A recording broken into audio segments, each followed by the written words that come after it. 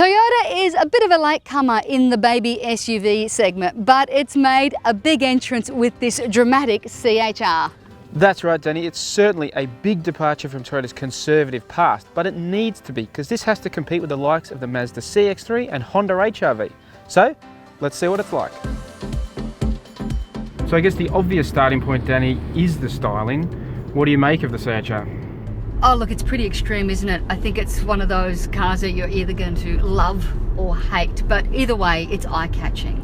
Yeah, it's very much a big departure for Toyota. They're very much trying to make a statement now with their cars, where previously they were known as white goods on wheels. But like you say, with this one, they've gone to the extreme, and it is, yeah, pretty polarizing. I think for me, it's probably a little bit too over the top, and I think kudos to Toyota, because these are the sort of cars that do get attention.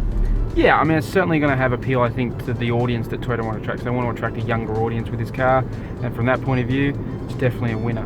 Yeah, and I have to admit, I really like the styling inside. The cabin is really nice. You've got these seats and some really plush finishes all around. What I don't like, though, is this touchscreen. Too small, and it just looks really out of date. That's a traditional Toyota thing. They've always been just, I guess, a step behind what we expect from other car makers when it comes to infotainment, because it allows them to be a bit quicker and more proactive in terms of updating with the latest technology.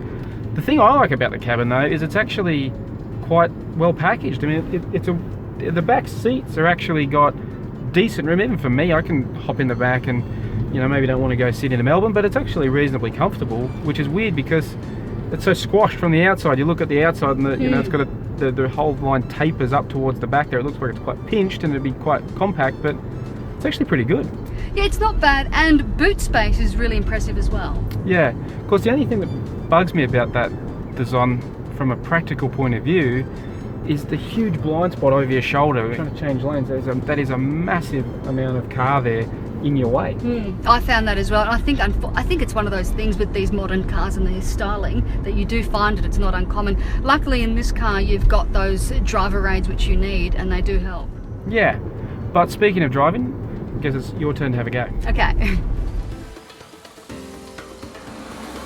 So Steve, I actually like how it drives. It handles well, but for a car to be so over the top in styling, I think power-wise it's underwhelming. So it's a bit of an anticlimax in that respect for me. It's 1.2 litre 4-cylinder turbocharged engine.